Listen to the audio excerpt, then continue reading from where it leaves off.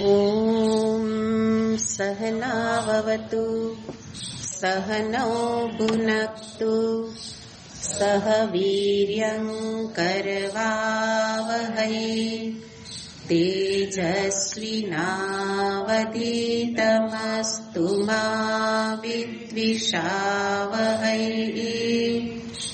ॐ शान्ति शान्ति शान्तिः। शङ्करं शङ्कराचार्यं केशवं बादरायणं सूत्रभाष्यकृतौ वन्दे भगवन्तौ पुनः पुनः। ईश्वरो गुरुरात्मेति मूर्तिभेदविभागिने व्योमवद्व्याप्तदेहाय दक्षिणामूर्तये नमः। ॐ पार्थाय प्रतिबोधितां भगवता नारायणेन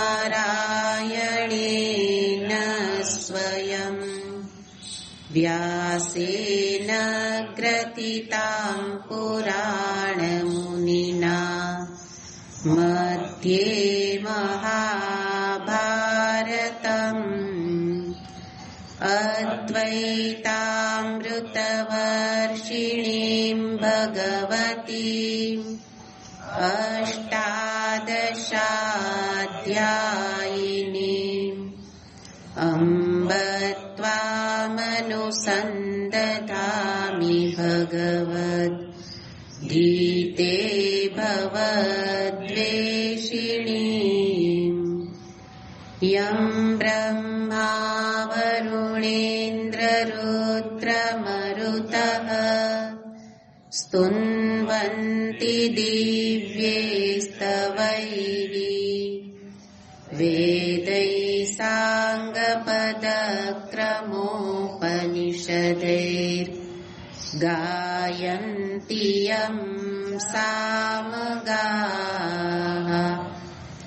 ध्यानावस्थिततद्गतेन मनसा पश्यन्ति यं योगिनो यस्यान्तन्न विदुःसुरासुरगणा देवाय तस्मै नमः।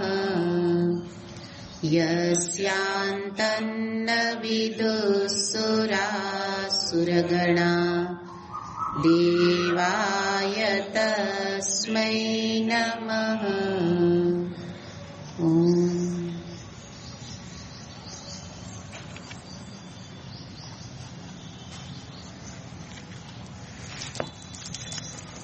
ॐ श्री परमात्मने नमः।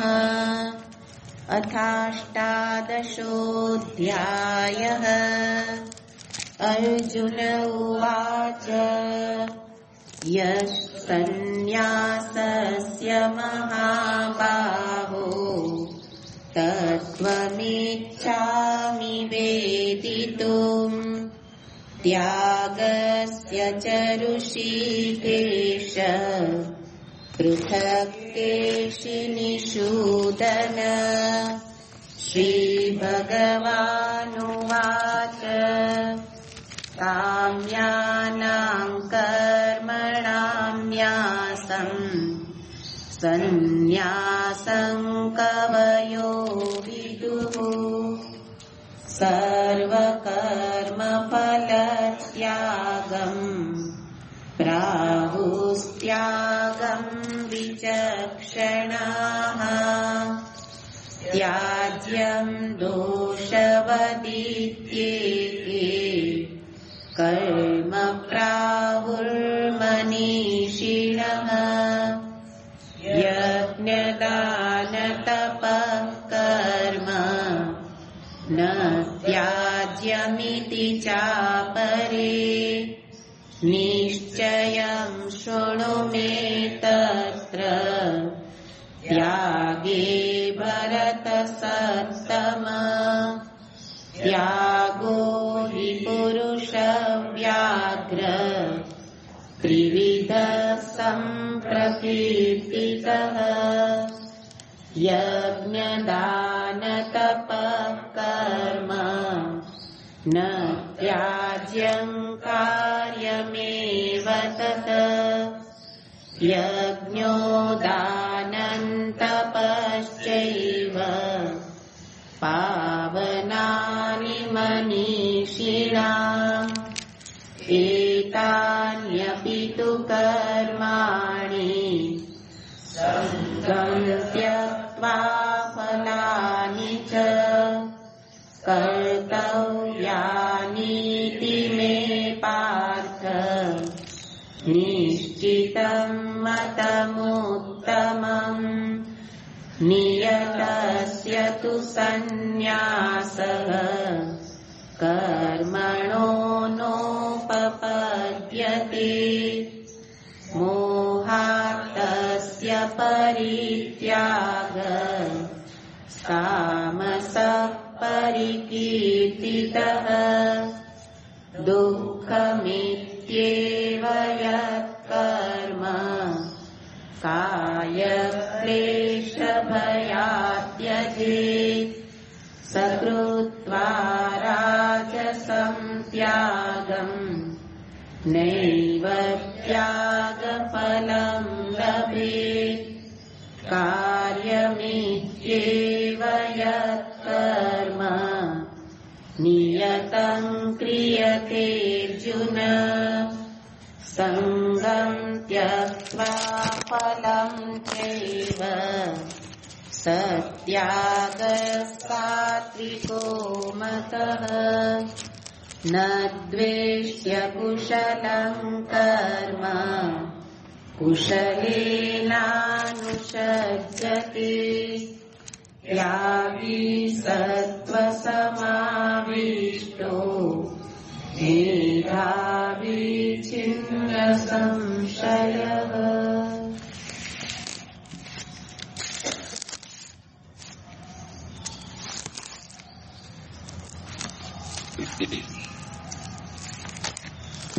કર્મ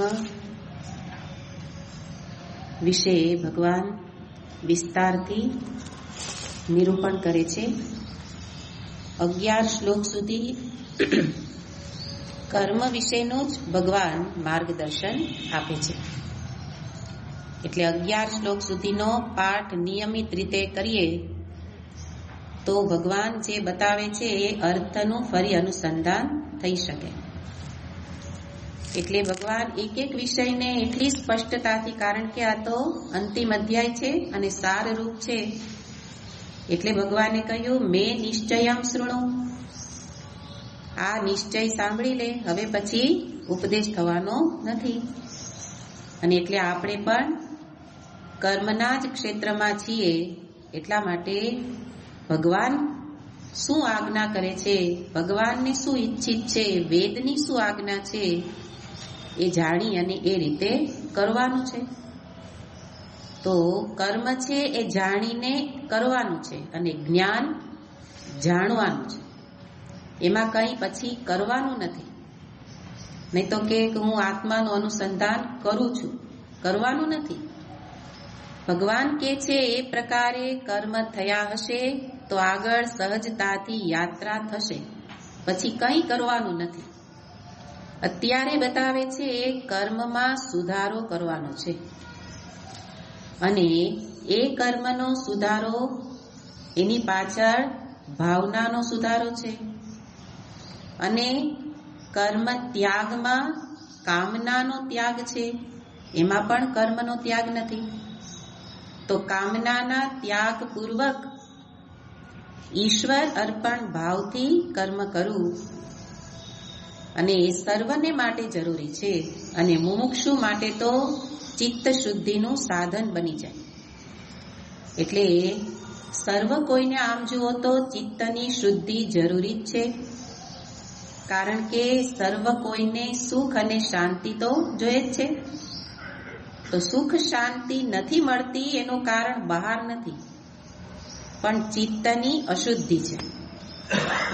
ચિત્ત અશુદ્ધ છે, કામના છે, રાગ દ્વેષ છે, ત્યાં સુધી શાંતિ મળે નહીં. એટલે ભગવાન એ ચિત્તમાં સુધારવાનું, ચિત્તની શુદ્ધિને બતાવે છે. જેમ કે કહીએ કે આંખ ખરાબ છે ત્યાં સુધી સંપૂર્ણ રૂપ દર્શન ન થાય. કોઈ કે કઈ વસ્તુ બતાવે અને પછી કે આનું તમે વર્ણન કરો, પણ આંખેથી પૂરું દેખાયું જ નથી તો વર્ણન ક્યાંથી થાય?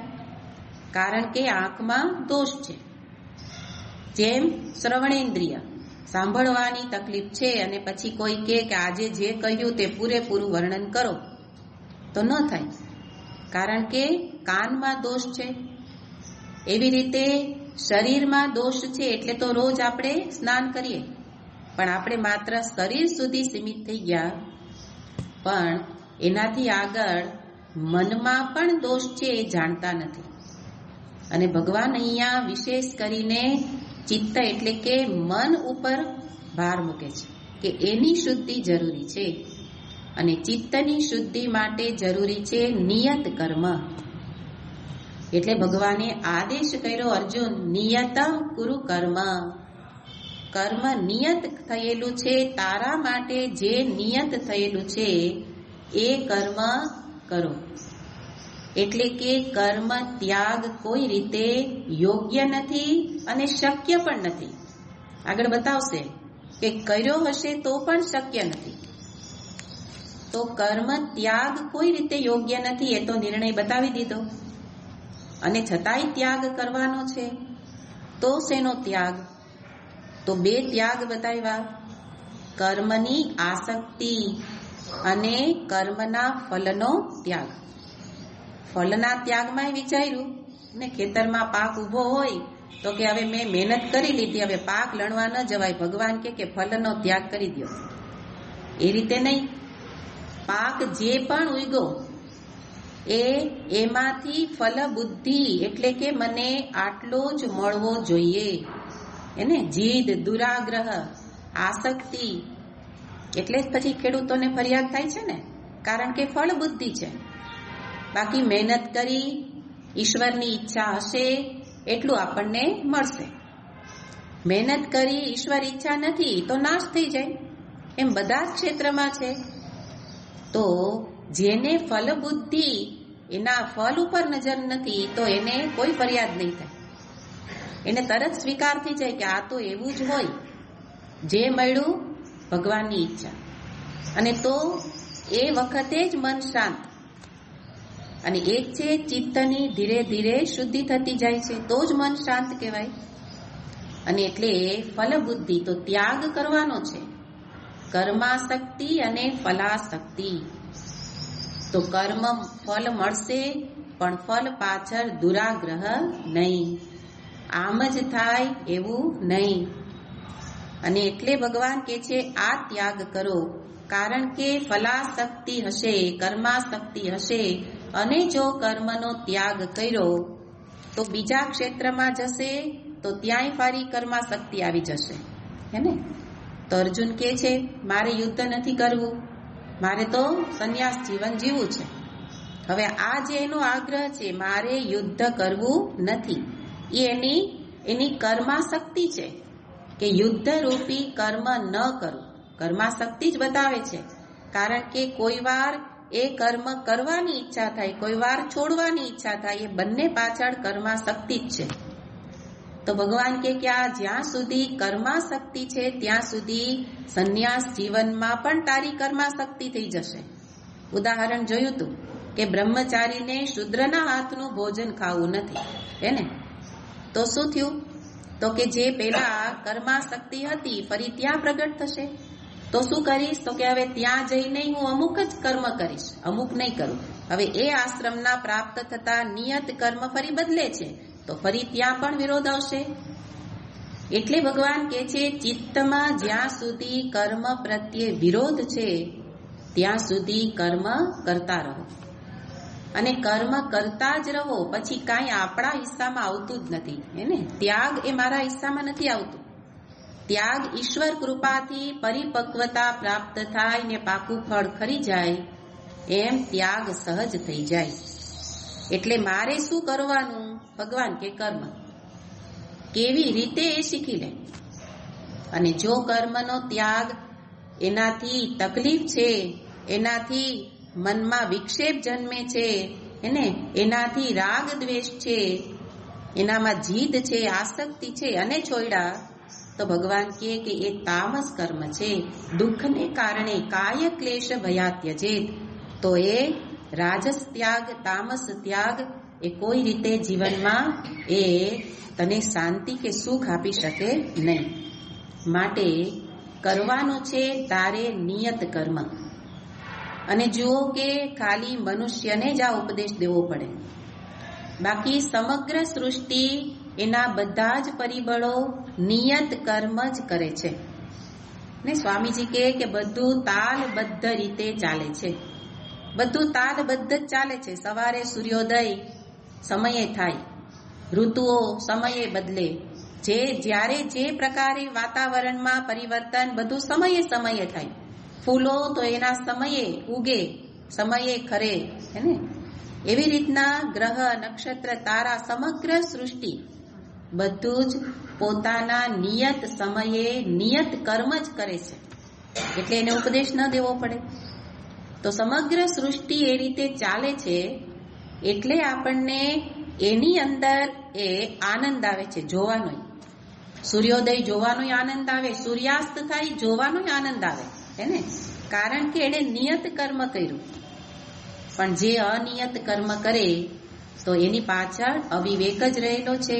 અને એકમાત્ર મનુષ્ય જ અવિવેક પૂર્વક નિયત કર્મને છોડે છે. અને એટલે જે છોડે એને કહેવું પડે કે કરો, કારણ કે અવિવેક પૂર્વક કરેલું કર્મ કે છોડેલું કર્મ એ ક્યારેય જીવનમાં શાંતિ આપી શકે નહીં. એટલે નિયત કર્મ વિવેકપૂર્વક કરે, સમજી વિચારીને કરે. જે પંચભૂતો, તો પંચભૂતો એનું કાર્ય કરે છે, પણ આપણે અનિયત થઈને શું કરીએ? પંચભૂતોમાં બગાડ કરવાનું કરીએ ને. જળ તો એના પૃથ્વીમાંથી જળ તો મળે જ છે, પણ વેડફવાનું કામ આપણે કરીએ. એવી રીતે વાયુનું પ્રદૂષણ, જલનું પ્રદૂષણ ને બધા પંચભૂતોને બગાડવાનું કામ એક માણસ કરે. બાકી બધું ભગવાન આવીને સુધારે, ફરી પાછું માણસ બગાડે. એટલે ભગવાન કહે છે કે સર્વ કોઈને, માત્ર મનુષ્યને નહીં, સર્વ જીવ જંતુને નિયત કર્મ કરવામાં એને સોંપવામાં આવેલા છે. અને જાણીને કરો તો પોતે જે ક્ષેત્રમાં છે, જે આશ્રમમાં છે, જે કુળમાં છે, તો સ્થાન બદલે, નિયત કર્મ બદલે. પણ અનિયત કર્મ માં ગુરુ. કોઈનું કર્મ, કોઈનું નિયત કર્મ છે એ કરવાનું નથી, પણ મારું નિયત કર્મ મારે કેવી રીતે કરવાનું છે? કર્માશક્તિ, ફલાશક્તિ છોડીને કરો. અને એ રીતે અહીંયા ભગવાન વારંવાર આ ઉપદેશ આપે છે કે કર્મ કરો, પણ આને જ કહેવાય કર્મયોગ, ભાવનાથી થયેલું કર્મ. તો ભગવાન જીવનભર કર્મ જ કરવાનું, આ પ્રશ્ન કોને થાય? જેને કર્મ કરવા પાછળ પ્રસન્નતા નથી, કરવું પડે એને જ આ પ્રશ્ન થાય. બાકી જેને કરવામાં આનંદ આવે એને આ પ્રશ્ન ન થાય. પણ આનંદ કયા પ્રકારનો? કર્માશક્તિથી પણ આનંદ આવે, પણ કર્માશક્તિ છોડીને ઈશ્વરની આજ્ઞા માનીને કરું છું એ રીતે કરે તો એ જ છે ભગવાનની ભક્તિ. એટલે કર્મયોગ જ બની જાય ભક્તિ, કે જેમાં ભગવાનને કેન્દ્રમાં, એટલે નિરંતર સત્કર્મ વધતા જશે. જીવનમાં અવસર મળે, ભગવાન એ કર્મના નામ આપે છે, યજ્ઞ, દાન, તપ. સમષ્ટિ માટે, બીજા માટે જ્યારે અવસર મળ્યો ઝડપી લો. પણ ધીરે ધીરે આપણે જોતા હોય કે બીજા માટેનું છૂટતું જાય, પોતાના માટેનું વધતું જાય. તો એ કામના છે. એટલે કર્મ સાંભળીને કરવાનું છે કે બીજા માટે જ્યારે અવસર મળ્યો તો એ અવસર એ ખરેખર મારા માટે જ છે, બીજા માટે કોઈ કાંઈ કરતું જ નથી, હે ને? મારા માટે જ કરવાનું છે, પણ અવસર છે તો કે છે આ બીજા કરી લે તો એને મળશે, જે કરે એને મળે, આ તો નિયમ છે.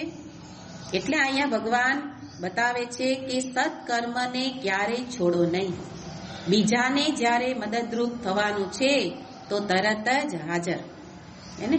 અને એ પાછું પોતાના માટે જ છે, એ સમજીને કરે. એવી રીતે જ્યારે કરે ત્યારે ભગવાન કહે છે કે એની આગળ ઉન્નતિ નિશ્ચિત છે. અને ઉન્નતિ માટે અધ્યાત્મ યાત્રાના સોપાન ભગવાન આ 10મા શ્લોકમાં બતાવે છે. અને એમાં આપણે પ્રારંભ કરેલો કે ભાષ્યકારે કહ્યું કે આવી રીતના જ્યારે વ્યક્તિ માત્ર નિયત કર્મ કરે, ફલાશક્તિ કર્માશક્તિ છોડીને સાથે લઈ લેવાનું. નિયત કર્મ, કર્તવ્ય કર્મ તો આપણે કરીએ છીએ, પણ આ કર્માશક્તિ સાથે કરીએ છીએ એટલે તો આપણા માટે જ થાય છે ને, બીજા માટે એટલે નથી કરી શકતા કારણ કે કર્માશક્તિ છે, ફલાશક્તિ છે. પણ એ છોડીને જેણે કર્યું તો એનું પરિણામ ભાષ્યકારે બતાવ્યું, વિશુદ્ધમ પ્રસન્નમ આત્માલોચન ક્ષમમ ભવતી. ત્યારે એનું પરિણામ છે આપણે જીવનમાં નિયત કર્મ કર્માશક્તિ છોડીને કર્યા છે કે કેમ, તો એનું ફળ છે ચિત્તની શુદ્ધિ, વિશુદ્ધમ પ્રસન્નમ. અને ત્યારે ચિત્તમાં પ્રસન્નતાની પ્રાપ્તિ થશે, ચિત્ત હંમેશા પ્રસન્ન રહેશે. અને પ્રસન્ન ચિત્તથી શું થશે? આત્માલોચન. આત્માનો અર્થ આપણે કર્યો અંતઃકરણ અથવા તો આત્મા. અંતઃકરણ એ યોગ્ય બનશે, અંતઃકરણ ક્ષમમ ભવતી, એ સમર્થ, એ યોગ્ય બનશે. શેના માટે? આંતર નિરીક્ષણ કરવા માટે, હે? અત્યારે આંતર નિરીક્ષણ કરવા આપીએ તો આપણને સતત પોતાના ગુણ દેખાય, બીજાના દોષ દેખાય. એ આંતર નિરીક્ષણ નથી. પણ આંતર નિરીક્ષણમાં પોતાના દોષોને જોઈ અને એમાં પરિવર્તન કોણ લાવી શકે? જેના ચિત્તની શુદ્ધિ થઈ છે. તો એક સામર્થ્ય એક પ્રગટ થશે. કર્મયોગનું આ પરિણામ છે કે જેણે કર્મયોગ કર્યો એ આંતર નિરીક્ષણ કરી, બહુ અઘરું કામ છે કારણ કે આ તો પોતાના મનની સર્જરી છે, હે ને? કે પોતાના દોષો છે એ તો પેલા આપણને સ્વીકાર જ નથી થતો. એટલે પેલા તો દોષોનો સ્વીકાર અને દોષોને દૂર કરવા એ જ એક લાંબી પ્રક્રિયા છે. પણ એના માટે યોગ્ય કોણ બને? જેણે કર્મયોગ ભાવથી નિયત કર્મ કરેલા છે. તો પેલા નિયત કર્મ પણ ત્યાગ ભાવથી. કયો ત્યાગ? આ બે ત્યાગ. અને એ ત્યાગી જેણે આ ત્યાગ કર્યો, કર્મફલ ત્યાગ, એ ત્યાગીને આગળ જતા ચિત્તની શુદ્ધિ રૂપી ફળ પ્રાપ્ત થશે. અને ચિત્તની શુદ્ધિ એટલે શું? જે ચિત્ત આંતર નિરીક્ષણ કરવા સમર્થ બનશે. હવે જે નિરંતર પોતાના મનને જ જોશે, એટલે કે બહિર્મુખતાથી અંતર્મુખ થયો. પેલા ક્યાં જોતા હતા? બહાર. બહાર શું જોતા? કોકના દોષ. ગુણ જોઈએ તો બહુ સારું છે, પણ દોષ જોતા હતા. હવે એ દોષો જોવાનું બંધ થયું.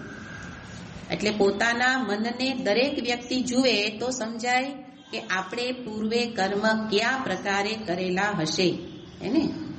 તો નિયત કર્મ આસક્તિ રહિત થઈને જો કરેલા હશે તો એનું સીધું પરિણામ છે ચિત્તની શુદ્ધિ. એટલે કે હવે એ પોતાના ચિત્તમાં પરિવર્તન કરવા સંકલ્પ કરશે. હજી તો સંકલ્પ કરશે, હે ને? પછી થવાશે. સંકલ્પ કરે પછી સુધારો થાય.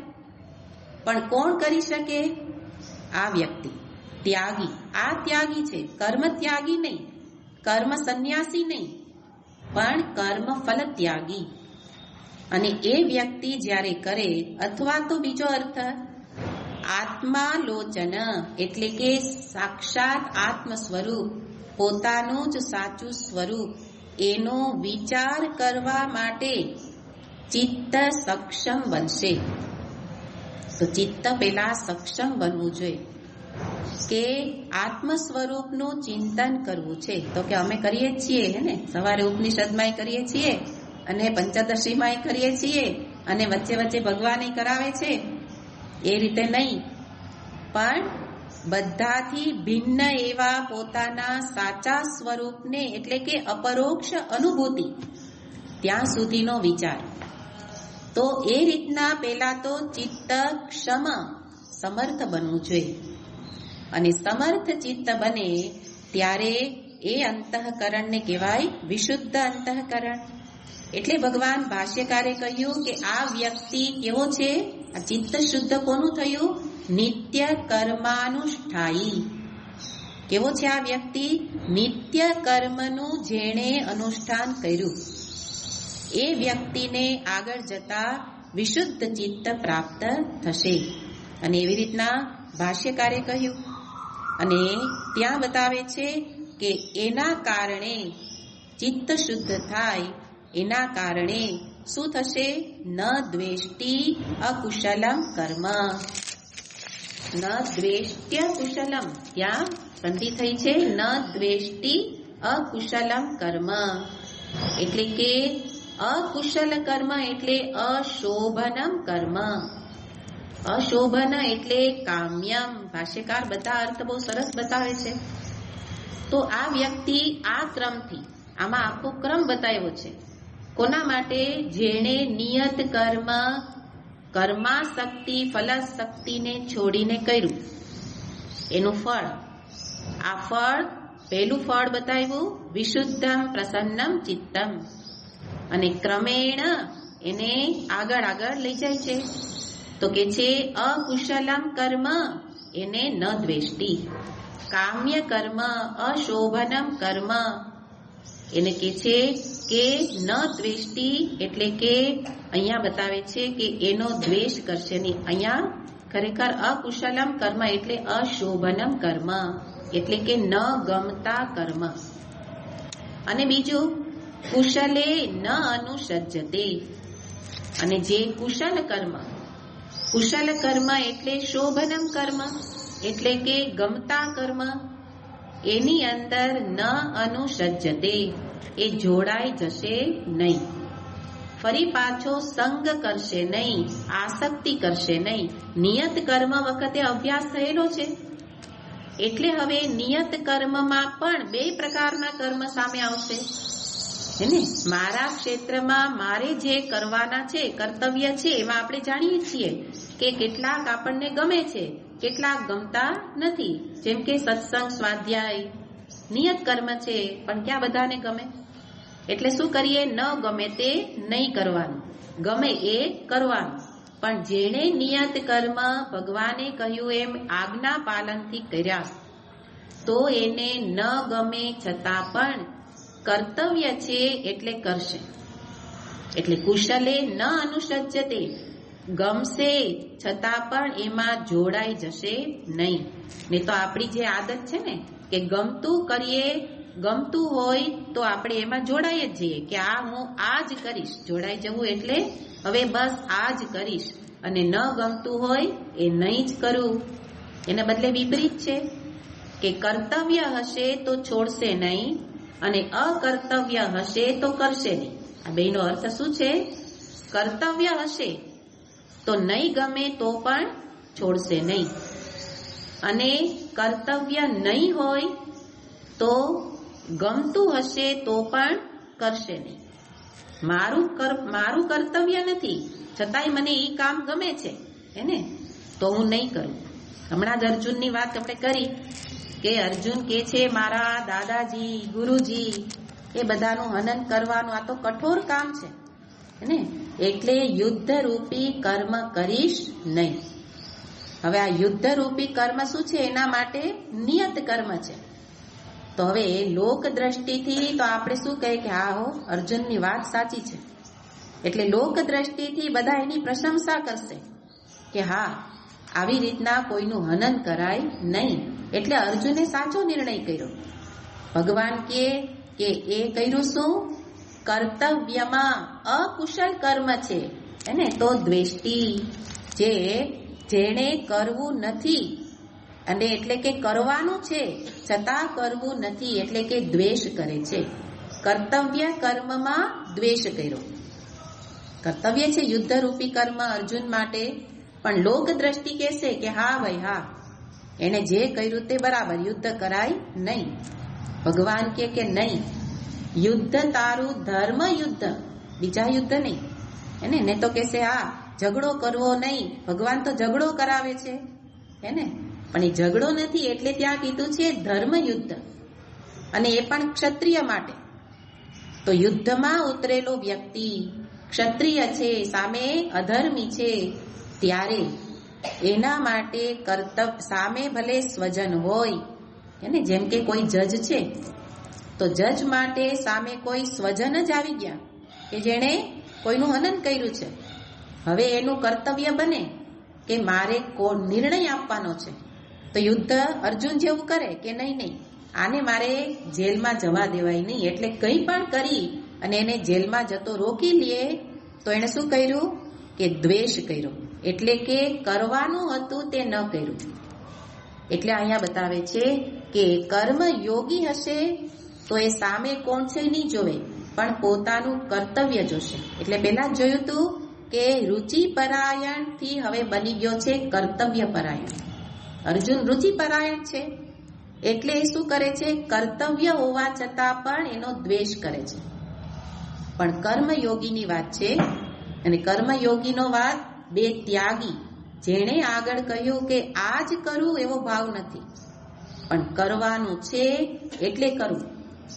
તો જેના ગમા અણગમા છૂટી ગયેલા છે, કર્મયોગનું સીધું પરિણામ શું છે, જેના ગમા અણગમા છૂટી ગયેલા છે. તો એ કોઈ પણ કર્મનો પ્રતિકૂળ કર્મ હશે તો દ્વેષ નહીં કરે. કેમ? કારણ કે એ મારું કર્તવ્ય છે. અને અનુકૂળ હશે તો એમાં જોડાઈ નહીં જાય. કુશલ એટલે અનુકૂળ, ગમતું, તો એમાં આસક્ત નહીં થઈ જાય કે હવે આ જ કરું હે ને. તો જેમ કે આપણને હવે અધ્યાત્મ જીવન જીવતા આપણને કોકને પાઠ કરવામાં રસ પડ્યો, કોકને જપ કરવામાં પડ્યો, કોકને સ્વાધ્યાયમાં પડ્યો, ત્યારે શું થાય, કુશલ અનુસજ્જતે, એમાં જોડાઈ ગયા તો પછી બીજા નિયત કર્મ છૂટી જશે હે ને. જ્યારે તમે કોઈ એક કર્મમાં જોડાઈ જાઓ તો પછી નિયત કર્મ બીજા પ્રાપ્ત થાય છે એ તરફ ધ્યાન જશે નહીં. અને આપણે શું કરવા લાગ્યા, આખો દિવસ હું તો હવે બસ અધ્યાત્મ સાધના કરું છું, પણ અધ્યાત્મ સાધનામાં મારા નિયત કર્મ બીજા પ્રાપ્ત છે તો કે એ મારે કરવા નથી. તો શું કર્યો, દ્વેષ. અકુશલમાં દ્વેષ કર્યો. કોણે કર્યો? કર્માસક્ત વ્યક્તિ જ્યાં હોય ત્યાં ચીપકી જશે હે ને. આસક્ત એટલે ચીપકી જવું, લોકો સાથે ચીપકી જાય, કર્મ સાથે ચીપકી જાય. આપણું મન ચીપકવા માટે તૈયાર જ છે. અને એટલે આપણે ટ્રેનમાં જાય તો કરીએ જ છીએ ને, થોડી વાર વાત કરીએ ને પછી ચીપકી જાય આસક્ત, અને પછી ચાલે સંબંધો, સમ્યક બંધન હે ને, સારી રીતે જોડાઈ ગયા. એમ આપણો સ્વભાવ છે. એટલે ભગવાન કહે છે કે જેણે એ અભ્યાસ પેલા કરી લીધો કે નિયત કર્મ વખતે કર્માસક્તિ જેણે છોડી છે, આ ત્યાગી જ આ વ્યક્તિને આ ફળ મળશે. કે જે આવો ત્યાગી છે એ પછી નિયત કર્મ કરશે, પણ પ્રતિકૂળ હશે તો દ્વેષ નહીં કરે, અનુકૂળ હશે તો જોડાઈ નહીં જાય. એનો અર્થ પ્રાપ્ત થતું કર્મ સારામાં સારી રીતે કરશે. એ ભગવાનની આજ્ઞા છે એટલે કરશે, મારી ઈચ્છા છે એટલે કરશે નહીં. અત્યારે શું કરીએ છીએ, મારી ઈચ્છા છે કે હું આ કરું એટલે આપણે કરીએ. પછી સારું કર્મ પણ સમજી લ્યો કે સારા કર્મમાં પણ જો જોડાઈ ગયા તો એ થઈ જશે સજ્જતે, અને તો એ નિયત નહીં રહે. તો પછી ચિત્તની અશુદ્ધિ ફરી પ્રાપ્ત થશે. આસક્તિ ચિત્તની અશુદ્ધિ છે. એટલા માટે કયું કર્મ સારું છે કે ખરાબ એ ભગવાન બતાવતા નથી. યુદ્ધરૂપી ઘોર કર્મ છે છતાંય સારું કીધું, કરવાનું કહ્યું. એટલા માટે સારા કર્મ કે ખરાબ કર્મ એ કર્મને સામે કર્મ ઉપર નથી, પણ મારા મનને જોવાનું છે. સારું ખરાબ કોઈ કર્મ હોતું જ નથી.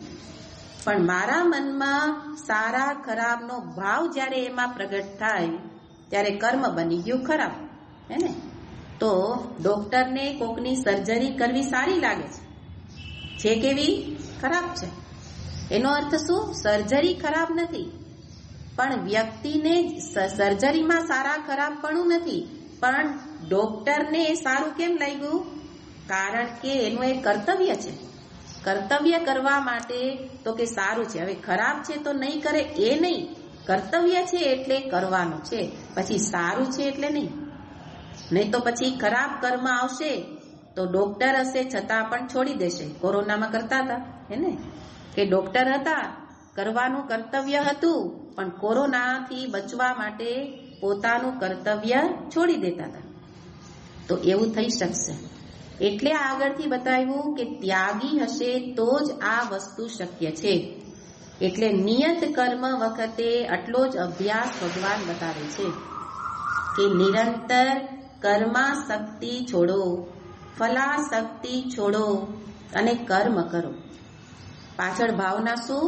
ઈશ્વરની આજ્ઞા છે, સામે આવેલું કર્મ છે, મારું કર્તવ્ય છે એટલે કરવાનું છે. એનાથી વિશેષ કોઈ મનમાં ગડમથલ ચાલે નહીં. પણ ગડમથલ ચાલે કોને ચાલે? જેને મનમાં ગમા અણગમા પડેલા હોય એને ગડમથલ ચાલે, પણ છૂટી જાય. કોને છૂટી જાય? આ ત્યાગીને. એટલે મેં કહ્યું ને કે જીવનભર કર્મ કરવામાં આ જ અભ્યાસ કરવાનો છે કે આસક્તિનો ત્યાગ કરી કર્મ કરવું. અને ત્યારે આસક્તિનો ત્યાગ એક જ રીતે થઈ શકે, બીજાનો વિચાર કરીને જીવું ત્યારે, સમષ્ટિના માટે કરું ત્યારે. બાકી હું ને મારા માટે કરું તો આસક્તિ દ્રઢ જ થવાની છે. પણ આપણે એ છોડી નથી જ શકતા, છોડવાનું નથી. નિયત કર્મ ત્યાં પણ છે, પણ બીજે પણ છે, હે ને? બીજે પણ છે, પણ એ વસ્તુ આપણે ક્યારેય જોઈ નથી, ક્યારેય કરી નથી. એટલા માટે ભગવાન કહે છે કે એટલે ચિત્તની શુદ્ધિ થતી નથી અને એટલે ગમા અણગમા જતા નથી. તો જેને આ પ્રકારે ચિત્ત શુદ્ધ થયું, કોનાથી? આ ત્યાગીને. ત્યાગીનો અર્થ આસક્તિનો ત્યાગ કરનારો.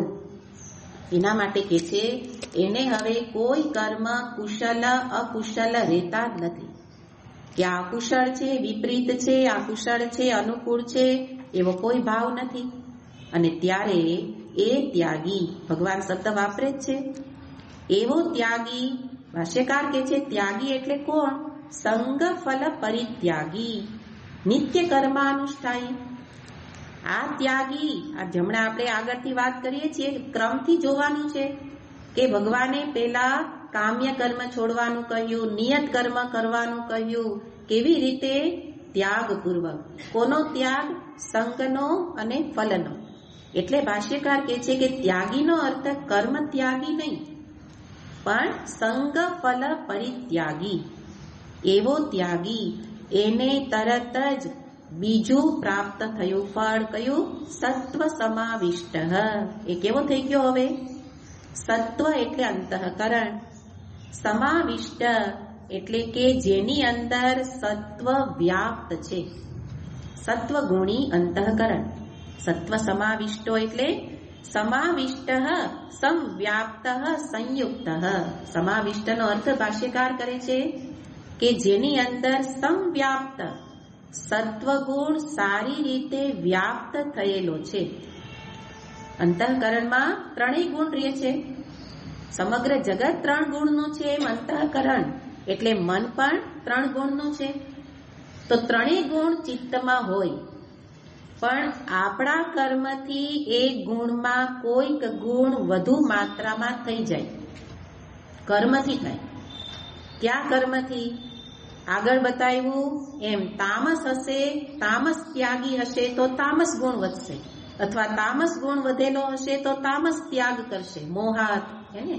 ક્યાં નથી કરવું, છોડી દો. તો મોહથી છોડી દે, તામસ ગુણ વધશે. પેલો કાય ક્લેશ ભયથી છોડી દે તો રાજસ ગુણ વધશે. અને આ સાત્વિક કે જેણે કર્મનો ત્યાગ ન કર્યો પણ પોતાની મહત્વાકાંક્ષાઓ, આગ્રહો, જીદ, દુરાગ્રહ, હેને, એટલે સંગ અને ફલ, એનો જેણે ત્યાગ કર્યો તો એનું ચિત્ત સત્વથી ભરાઈ જશે. સંયુક્ત, સત્વ સમાવિષ્ટ એટલે બીજા 2 ગુણ તો હોય પણ અલ્પ માત્રામાં, કે જે પ્રગટ નહીં થાય. પણ સત્વ વૃત્તિ, તો સત્વ ગુણ ત્યારે વધે જ્યારે સત્કર્મ કરીએ ત્યારે. સત્કર્મ, જે પ્રકારનું કર્મ એ પ્રકારનો ગુણ વધે. તો નિરંતર સત્કર્મ, સત્કર્મનો અર્થ અહીંયા શું કર્યો? સંગ ફલ ત્યાગ પૂર્વકનું કર્મ.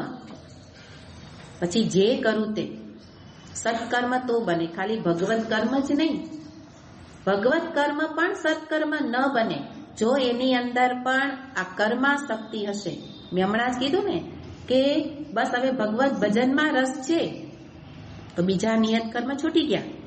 એને એનો અર્થ શું થયો? ભગવત ભજન રૂપી કર્મમાં આસક્તિ થઈ ગઈ, એટલે કે બેલેન્સ ન રહ્યું. હવે એક કરવા લાગ્યા અને બીજું કરવાનું હતું છૂટી ગયું. એટલે કર્માશક્તિ પૂર્વક થયેલું ભગવત ભજન પણ સત્કર્મની કોટીમાં આવશે નહીં. પણ સત્કર્મ એક જ વાક્યમાં સમષ્ટિના હિતાર્થે થતું કોઈ પણ કર્મ એ સત્કર્મ છે. ભગવાને કહ્યું છે યજ્ઞ, દાન, તપ. તો સમષ્ટિના હિતાર્થે જ્યારે થાય એટલે તો આપણે જોઈએ ને કે આશ્રમમાં બધી પ્રવૃત્તિ થાય હેને, તો એની અંદર કોઈને કોઈ સ્વાર્થ નથી અને એ સાચું સત્કર્મ છે. જેની અંદર સ્વાર્થ આવ્યો એટલે જ મેં કહ્યું કે જ્યાં હું અને મારા કેન્દ્રમાં આવી જાય ત્યાં સ્વાર્થ આવે અને પછી એ સ્વાર્થવાળા અંતઃકરણથી થતું કર્મ એ સત્કર્મ કોટીમાં આવશે નહીં.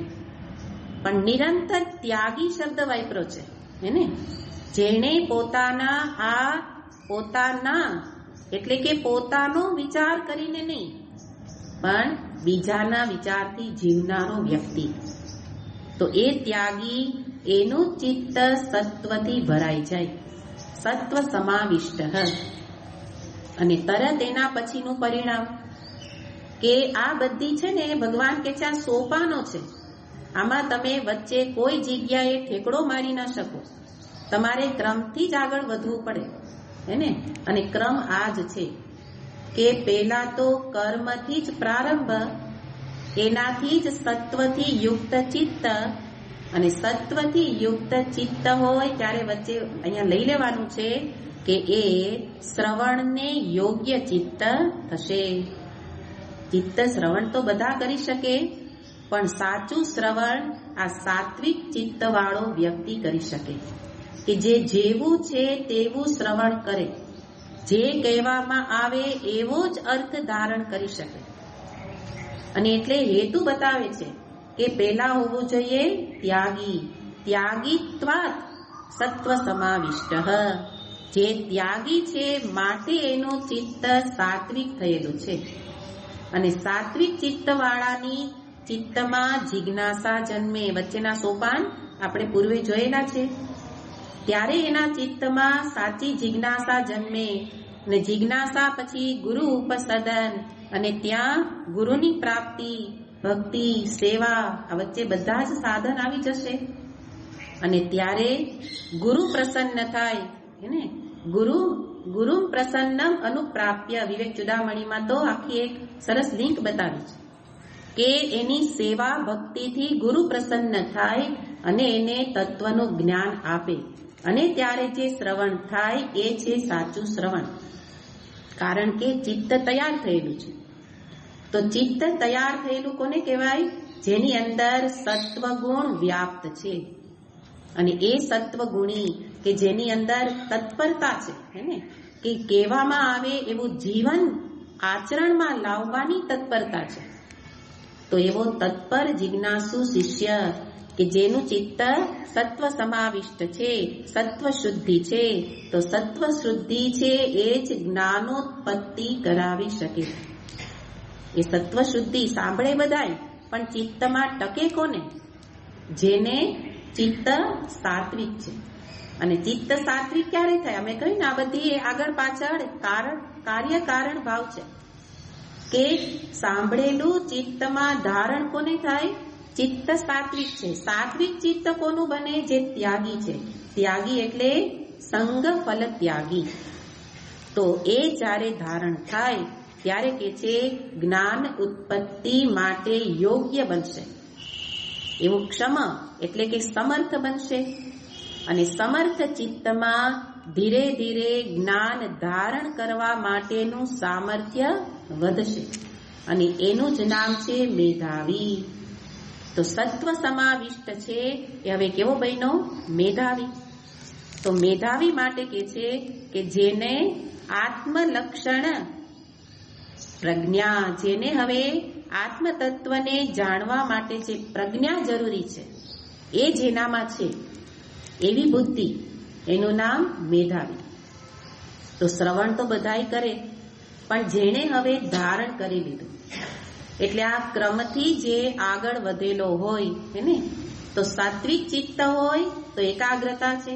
એકાગ્રતા છે એટલે શ્રવણમાં સંપૂર્ણ ધ્યાન રાખી સાથે સાથે જીવનમાં જુએ છે, પછી અભ્યાસ કરે છે. અને એ રીતના જેને એટલે કે ને કે આપણે કહીએ કે યાદ રહેતું નથી, પછી બધાને આ વિદ્યા સાથે જોડી રાખવા એવું કહેવામાં આવે કે કાંઈ વાંધો નહીં, યાદ ન રહે તોય સાંભળે રાખો. પણ સાંભળે રાખવા છતાંય વર્ષો સુધી સાંભળો તોય યાદ ન રહે. કેમ ન રહે? સત્વ શુદ્ધિ નથી. તો યાદ નથી રહેતું તો ઉપાય કરવો પડે. કારણ યાદ રાખવું શબ્દ નહીં, તાત્પર્ય. એને શ્રવણમાં જે કહેવામાં આવ્યું છે તાત્પર્ય શું છે એ તાત્પર્ય નિશ્ચય થવો જોઈએ. સમગ્ર ગીતાજી યાદ નથી રાખવાના. ગીતાજીના ઉપદેશનું તાત્પર્ય શું છે? અત્યારે આટલા શ્લોકો જોયા તો એમાં ભગવાનનું કહેવાનું તાત્પર્ય શું છે એ યાદ રહે તો જીવનમાં આવે ને. એટલે યાદ ન રહે તો યાદ રાખવું પડે. કેમ? તમે જુઓ કે ભૌતિક વિદ્યા આપણે ભણીએ, ગણિત ભણ્યા હે ને, તો ગણિતમાં આપણે સરવાળા બાદબાકી ક્યારે કરી શક્યા? જ્યારે ઘડિયા યાદ હોય ત્યારે. તો ઘડિયા પેલા ભણ્યા. આપણે કહે કે મને પણ ઘડિયા જ યાદ નથી રહેતા, સીધા સરવાળા બાદબાકી કરવા છે, તો કે ન થાય. ક્રમથી જ જવું પડે. એટલે યાદ રાખવાનું તો બધી વિદ્યામાં જરૂરી છે. એટલે ભલે અહીંયા કહેવામાં આવે કે કાંઈ યાદ રાખવાની જરૂર નથી, જેથી કરીને શું થાય? એને સાંભળવાની ઈચ્છા થાય.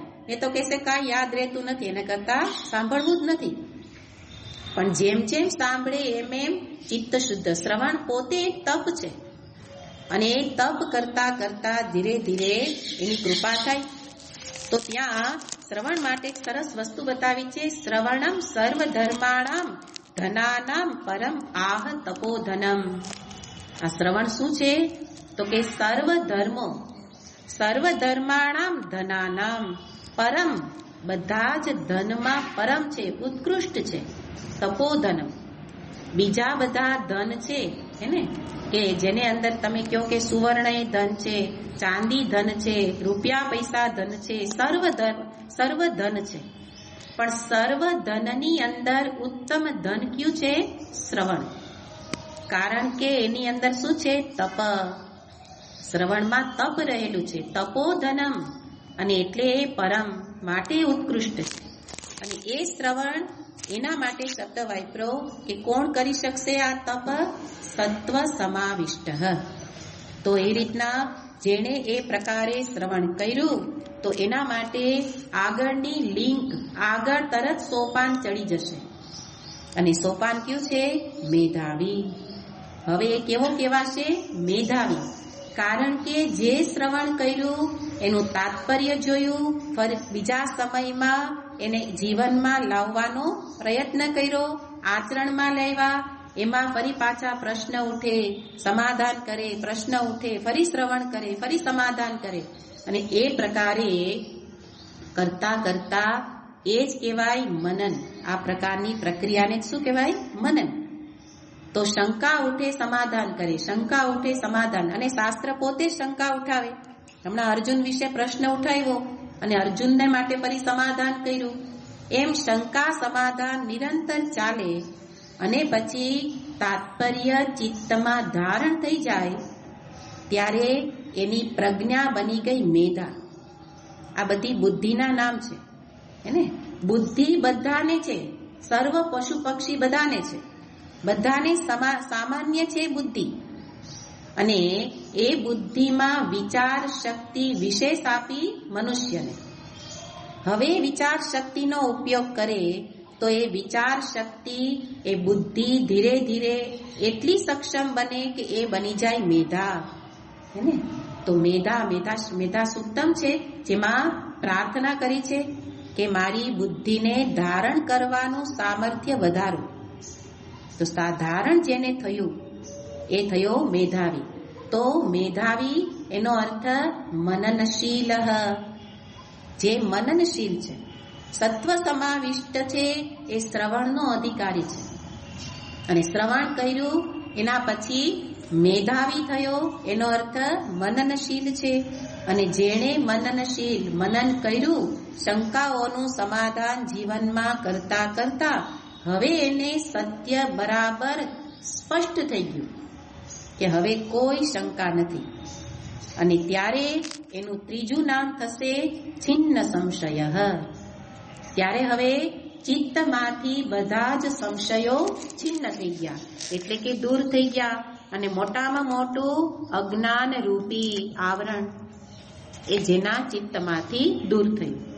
તો એ રીતે અવિદ્યા રૂપી સંશય, અવિદ્યાકૃત સંશય, એ બધા જેના દૂર થયેલા છે, એના માટે અહીંયા કહે છે કે છિન્ન સંશય થયો. અને છિન્ન સંશય થયો એનો અર્થ હવે એને આત્મ વસ્તુ પ્રત્યે કોઈ પણ શંકા નથી, સંપૂર્ણ સ્પષ્ટ જ્ઞાન. તો ભગવાન એક આગળ વધવાનો પાક્કો રસ્તો બતાવે છે ને, કે આ માર્ગે ગાડી સડસડાટ દોડશે, એમાં કોઈ જગ્યાએ ક્યાંય બ્રેક મારવી નહીં પડે. પણ તમારે તો માત્ર ગાડીમાં બેસવાનું છે અને સ્ટાર્ટ કરવાની છે. પછી ચલાવે કોણ? આગળ ભગવાન. અને ગાડી છે કર્મરૂપી, અને એમાં સ્ટાર્ટ કરવાની આ સંગ અને ફલ પરિત્યાગ કરીને. અને એ પ્રકારે નિયત કર્મ ઉપર જેનું ધ્યાન છે, હે ને, કે બસ જીવનભર મારે આ રીતે ભગવાનની આજ્ઞા મુજબ મારે જીવવું છે, મારી ઈચ્છા મુજબ નહીં. એવી રીતે જે જીવવા લાગ્યો તો ભગવાન એને સોપાનમાં ક્રમથી આગળ લઈ જશે. અને આ જ છે એની આધ્યાત્મિક ઉન્નતિના સોપાન. અને એવો વ્યક્તિ એને કહે છે કે એ હવે કેવો થઈ ગયો? તો કહે છે હવે અનુકૂળ કર્મમાં જોડાઈ જશે નહીં અને પ્રતિકૂળ કર્મનો દ્વેષ કરશે નહીં. આ સ્થિતિ આ અંતે આવશે. ક્યારે આવશે? ત્યાગી, એનાથી સત્વ સમાવિષ્ટ થયો. સત્વ સમાવિષ્ટત્વાત મેધાવી, મેધાવિત્વાત છિન્ન સંશય. આવો વ્યક્તિ એ ન દ્વેષ્ટિ અકુશલમ કર્મ, ન કુશલે ન અનુસજ્જતે. આ એનું પરિણામ. કર્મ વખતે કર્મ થશે, પણ કર્મમાં રાગ દ્વેષ ક્ષીણ થઈ જશે. જે આપણે અત્યારે જોવા મળે છે, કરવું ગમા અણગમા રાગ દ્વેષ જે રહેલા છે એ આ પ્રકારે દૂર થાય. છતાંય કર્મ થશે, કારણ કે એ હજી અજ્ઞાનને કારણે હજી આત્મનિષ્ઠા થયેલી નથી. એને આત્મનિષ્ઠ થયેલી વ્યક્તિને કર્મ ધીરે ધીરે સરી જશે, એ પણ છોડશે નહીં. પણ ભગવાન કહે છે કે નિયત કર્મથી પ્રારંભ કરો. નિયત કર્મ કેવી રીતે કરવાના એનું માર્ગદર્શન છે, એ પ્રકારે કરો. હેને? એટલે જેને જે પ્રકારે સામે નિયત કર્મ પ્રાપ્ત થાય એ પ્રકારે કરતા રહે તો આગળની યાત્રા ભગવાન આ રીતે કરાવે છે. અને એના માટે અહીંયા કહે છે કે આ વ્યક્તિ છિન્ન એટલે ભાષ્યકાર કહે છે છિન્ન સંશય એટલે શું? તો કે છે આત્મ સ્વરૂપ અવસ્થાનમ એવ પરમ નિશ્રેયસ સાધનમ. એને હવે પરમ નિશ્રેયસનું સાધન છે આત્મ સ્વરૂપમાં નિષ્ઠા. આ છિન્ન સંશય વ્યક્તિ, જેને હવે કોઈ સંશયો નથી, એ પછી ધીરે ધીરે અભ્યાસ કરી અને આત્મ સ્વરૂપમાં જ રહેવા માટે પ્રયત્ન કરશે. અને ત્યારે એના માટે કઈ સ્થિતિ? તો ગીતાજીના શ્લોકમાં કે નૈવ કુર્વન ન કારયન, હવે એને કંઈ કરવાપણું કંઈ રહ્યું નથી, કરીને કંઈ મેળવવાનું રહ્યું નથી. છતાંય એ પણ કર્મ ત્યાગી નથી. અહીંયા પણ સમજવાનું છે. તો આગળથી ભગવાન બતાવે છે કે એને કર્મની હવે કોઈ આવશ્યકતા નથી રહી. પણ આવશ્યકતા ક્યાં કોને છે? જે ક્ષેત્રમાં છીએ ત્યાં મને ચોક્કસ કર્મ પ્રાપ્ત થાય છે અને એ કર્મ મારે કરવાના છે. પણ એની ભાવના, એની પાછળનો વિચાર એ જ્યારે બદલી જાય ત્યારે યોગ્ય કર્મ થયું કહેવાય. અને એનું આ પરિણામ. તો આ ચિત્તને, પોતાના ચિત્તને વ્યક્તિ પોતે જ જોઈ શકે કે આપણી આ યાત્રામાં આપણે કેટલા આગળ વધ્યા છે ને. તો એના માટે ભગવાને એક માપદંડ આપ્યો છે અને એ રીતે ભગવાન અહીંયા કહે છે. તો ભાષ્યકારે એટલા માટે કહ્યું કે આ સર્વ કંઈ એક અધ્યાત્મ યાત્રાના સોપાન છે. એટલે હવે કોઈ કર્મથી ભાગશે નહીં કે કોઈ કર્મને વળગશે નહીં. ટૂંકમાં કહેવાનો અર્થ છે કે વિરક્તો વિષય દ્વેષ્ટા. એક શ્લોકમાં કહ્યું છે કે આપણી સ્થિતિ કેવી છે? વિરક્તો વિષય દ્વેષ્ટા રાગી વિષયાસક્ત. વિરક્ત કોનાથી? વિષયનો દ્વેષી છે. પોતાને સમજે હું વિરક્ત છું, પણ એ ખરેખર કેવો છે? ભાગે છે. વિરક્તો વિષય દ્વેષ્ટા, દ્વેષપૂર્વક કર્મનો ત્યાગ. એ ખરેખર વિરક્ત છે નહીં, પણ ભાગેડું છે, ભાગે છે. અને બીજો પેલો વિરક્ત છે જેને છોડી દીધા, વિષયમાં દ્વેષ કરીને છોડી દીધા કે આ મને ગમશે નહીં. અને પેલો રાગી, જે અહીંયા સજ્જતે કીધું, રાગી કેવો છે? વિષયાસક્ત. અને બીજો વિષયમાં આસક્ત છે, એટલે કે એ પકડે છે કે આ હું છોડું જ નહીં, હે ને, જીવનભર બસ આમ જ કરીશ. તો એક જીવનભર આમ જ કરીશ એવો સંકલ્પ કરે અને એક કે હું કરીશ જ નહીં, હે ને. પણ બેયની વચ્ચે કેવો છે? સહજ સ્થિતિ કોને કહેવાય? ગ્રહ મોક્ષ વિહીનસ્તુ ન વિરક્ત ન રાગવાન. પણ ગ્રહ મોક્ષ વિહીન, જે ગ્રહ પકડતોય નથી અને મોક્ષ એટલે કે એને છોડતો પણ નથી. એટલે કે કર્મને પકડે પણ નહીં, કર્મને છોડે પણ નહીં. એ સાચો કેવો છે? તો કે એની સહજ સ્થિતિ, એ સ્વાભાવિક ભગવાનની ઈચ્છિત સ્થિતિ છે. અને એ ન વિરક્ત ન રાગવાન, એટલે કે અહીંયા વિરક્તનો અર્થ વૈરાગ્યવાન નહીં, પણ એ નથી ભાગતો કે નથી પકડતો. પણ સામે આવેલું કર્મ ભગવાનની આજ્ઞા છે એટલે કરશે. પણ કેવી રીતે કરશે? ઈશ્વરાર્પણ ભાવથી અથવા તો સમષ્ટિના હિતાર્થે, કે જેની પાછળ વ્યક્તિગત કોઈ કામના રહેલી ન હોય. આ પ્રકારે જ્યારે કર્મ થાય, હવે ત્યારે વિચારો કે ત્યારે સ્વાર્થે કર્મ વધશે કે પરાર્થે વધશે, હે ને. આ ભાવ હોય ત્યારે પરાર્થે જીવન જીવાશે. સ્વાર્થે તો પછી કોઈ સ્વાર્થ જ ઉત્પન્ન નહીં થાય. પણ જો સ્વાર્થ દ્રઢ થતો જાય છે, પેલા પરાર્થે જીવતા હતા, હવે સ્વાર્થી બનતા જઈએ, હે ને, તો સમજવું કે ચિત્તની અશુદ્ધિ થાય છે. એનો અર્થ ભગવાનની આજ્ઞા મુજબ જીવાતું નથી, રુચિ પરાયણ જીવન જીવાય છે. તો બે પરિણામ આપ્યા. રુચિ પરાયણ જીવન છે તો એનો વિનાશ નિશ્ચિત છે, અને પરાર્થે જીવન છે તો ભગવાનની આજ્ઞા હોય તો જીવન સફળ છે. ભગવાનની આજ્ઞા માની, જેની આજ્ઞા માનો એની પ્રસન્નતા મળે, હે ને. આપણે આપણા મનની આજ્ઞા માનીએ તો મન પ્રસન્ન થાય, અને ભગવાનની આજ્ઞા માનીએ તો ભગવાન પ્રસન્ન થાય. આપણે નક્કી કરવાનું, બધી સ્વતંત્રતા. અહીંયા તો તમને ખુલ્લો ચોપડો બતાવીને આપી દીધો કે એમાં જમા ઉધાર પાસું બતાવી દીધું. હવે કરવું ન કરવું એ મારા ક્ષેત્રમાં. કરશે તો એનું પરિણામ બતાવ્યું કે એની યાત્રા અંતે પરમાત્મા પ્રાપ્તિ સુધી પહોંચી જશે.